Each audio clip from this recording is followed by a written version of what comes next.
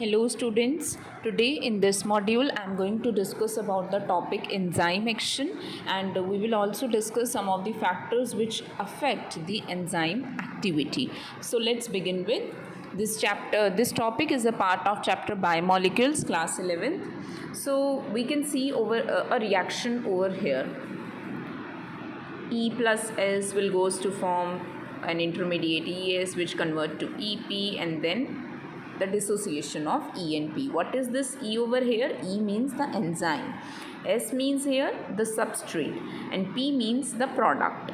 So what happened during a reaction, during a chemical reaction? What happened is the enzyme, which I am representing by capital E, okay, it has an active site. Okay, the enzyme, which is made up of a protein, okay, it has an active site. Now this active site is a place where the substrate can bind. Okay, now what happen is the enzyme, okay, and the substrate, they both bind. How they bind? Because there is a binding site which is present on the enzyme, and we call it as the active site of that enzyme. Okay, so the substrate will bind with the enzyme, okay, and it will make a enzyme substrate complex. So an enzyme substrate complex, which is ES, will be produced after the binding of the enzyme and the substrate at the active site or the binding site. Fine. Now what will happen, this complex which is formed, that is ES complex, it is a very short lived complex, okay, and when the enzyme and the substrate are bounded together, they are very close to each other, and now the dissociation of bonds takes place and the substrate get converted into product. Okay, so this complex is very short lived and it get converted into another intermediate which is known as the EP, that is enzyme product complex. Okay, so enzyme substrate complex get converted into enzyme product complex. Okay, and the product enzyme product complex then dissociate from each other, making the enzyme and the product. So in this complete reaction, what we can say, that enzyme is behaving as a catalyst. Here the enzyme bind with the substrate, making the enzyme substrate complex, then making an intermediate enzyme product.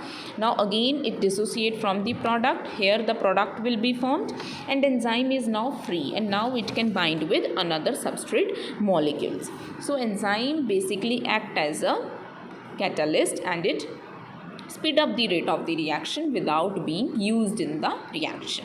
Okay, now let us discuss the complete catalytic cycle more in detail. Again, I am repeating the steps.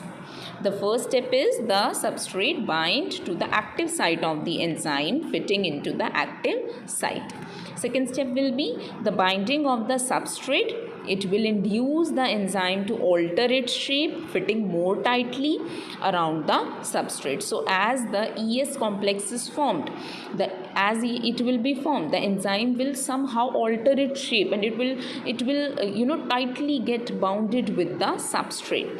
Now the active site of the enzyme is now very close with the substrate, and it will cause the breaking of the chemical bonds of the substrate, and now the EP complex, that is enzyme product complex, will be formed. In the last step, what will happen, the enzyme will be released from the product of the reaction, means the enzyme product, this complex will dissociate from each other. The enzyme will be free and it is free to bind with any other molecule of the substrate and do the catalytic cycle again. So this is how any enzyme work, and this is how any catalytic reaction of the enzyme do the working. Okay, now this complete enzyme activity can be affected by certain factors. Now the activity of the enzyme can be affected by the change in the conditions which can alter the tertiary structure of the protein. So it can happen that there is some, due to certain factors, the structure of the protein, of the enzyme protein, okay, it can get altered, and due to which the enzyme may not be able to do the reaction. So these include temperature, pH, change in the substrate concentration or binding of the specific chemicals. So there are four things which are here discussed which will affect the enzyme activity. The very first is the temperature, then is the pH, then change in the substrate concentration, and last is presence of any specific chemical. Okay, now let us discuss one by one each of them. Now first let us discuss about the temperature and the pH. Now see, there every enzyme work maximum in very effectively at a particular temperature. Okay, till a particular temperature the enzyme activity increases, and as it attain that temperature, that is the temperature where it is working most effectively, that is known as the optimum temperature and optimum pH. Okay, so there is an optimum temperature and optimum pH, and these are those temperature and pH values where the enzyme activity is highest. Okay, now if there will be change in the temperature, both if it will be increasing more and both if it will be decreasing more, then it will change the activity and the enzyme will not be able to work more effectively. Okay, now if the temperature is lowered, if I talk about the temperature and pH, okay, if there is low temperature, then the enzyme will be get temporarily arrested in an inactive state, means the enzyme will not be able to work. Okay, it will stop working, it will not be able to do any active work, and it will become inactive in the low temperature.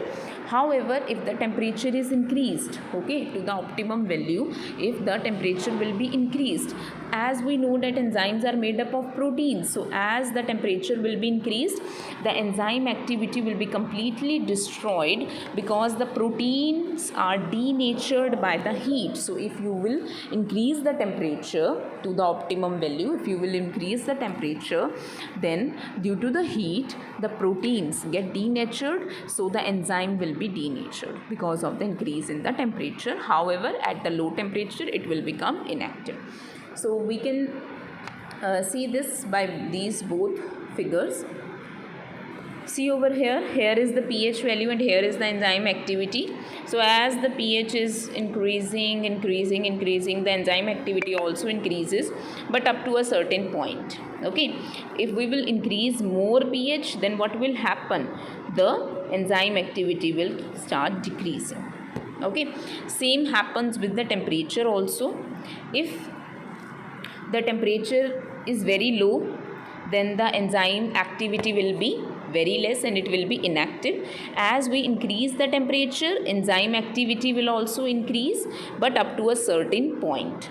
Okay, if after this point, which is the optimum temperature, we will increase the temperature more, then what will happen? The enzyme activity will decrease. Why it is decreasing? Because enzymes are made up of proteins and proteins get denatured at high temperature. Okay, I hope this effect of temperature and pH is clear. Now let us discuss about the concentration of the substrate and some presence of the other chemicals. Now as we know that in a chemical, when we are doing a chemical reaction, we are adding some particular amount of the enzymes. So in the chemical solution there are present some particular amount of the enzymes only. There are particular amount of the molecules of the enzyme. Okay, now if we will keep on increasing the substrate concentration, what will happen? First, the velocity of the enzyme reaction will rise because the enzymes will get a good amount of the substrates, and the substrates will keep on binding with the enzymes and keep on making the product. So once the enzyme activity or the enzymatic reaction will increase, okay, and it will increase to the maximum level, we call it as the Vmax. Okay, so the maximum velocity of the enzyme of the reaction will be attained, okay, due to the increase in the substrate concentration. But up to this after this maximum velocity there will be no further increase. Why there will be no further increase? Because enzyme molecules are very few in number and substrate molecules are very more in number. Okay, and as all the enzyme molecules get saturated, there will be no any free enzyme available, so that which can bind to any additional substrate molecule. So we can conclude from this that if the in a particular amount of the enzymes we will increase the substrate amount, then the enzyme activity will rise up to a particular amount. Okay, we call it as the maximum velocity. Okay, as the maximum velocity will be attained, after that the reaction or the enzyme activity will not increase more. Why it is not increasing more? Because enzymes are few, because they have all the enzymes are saturated, they all are bounded with particular substrate. Now there is no free enzyme, so the few substrates will be without any making any complex, and they have to wait when for the product to be formed and some enzyme to get free. Okay, so we can say that the concentration of the substrate also play an important role in the enzyme activity. The last of this is the presence of other chemicals. Now there are some specific chemicals which are having which are very sensitive. Okay, and they are having the structure which is very much resembling to the substrate. Okay, we call such molecules as the inhibitors. Okay, and the process is known as the inhibition. Now what happens is, suppose we are having the substrate in our reaction solution, and we are having some any specific chemical also.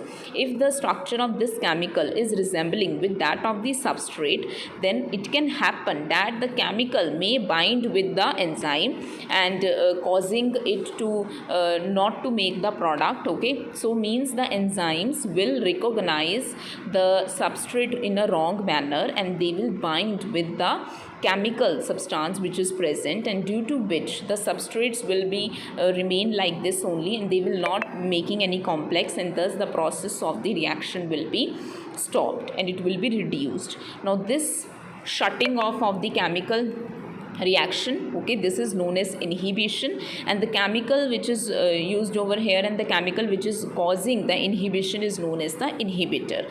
And these inhibitors are closely resembling the substrate in their molecular structure, and they inhibit the activity of the enzyme. We call these inhibitors as the competitive inhibitors, because they are competing with the substrate for the active site.